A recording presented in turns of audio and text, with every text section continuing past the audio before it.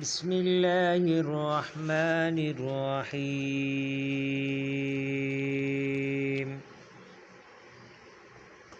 الحمد لله الذي أنزل على عبده الكتاب ولم يجعل له عوجا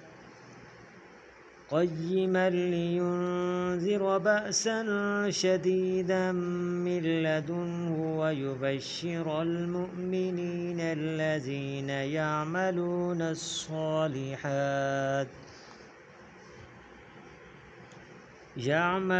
الصالحات أن لهم أجرا حسنا ماكثين فيه أبدا وينذر الذين قالوا اتخذ الله ولدا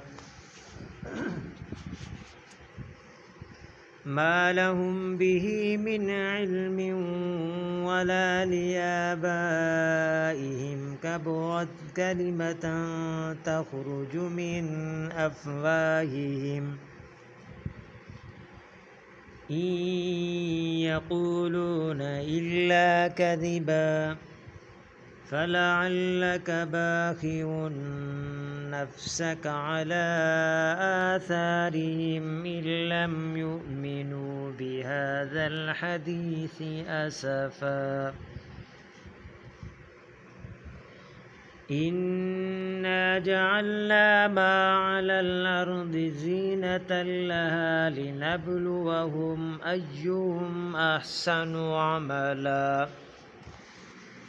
وإنا لجاعلون ما عليها صعيدا جرزا أم حسبت أن أصحاب الكهف والرقيم كانوا من آياتنا عجبا إذ أوى الفتية إلى الكهف فقالوا ربنا آتنا من لدنك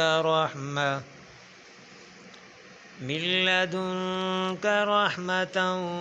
وهيئ لنا من أمرنا رشدا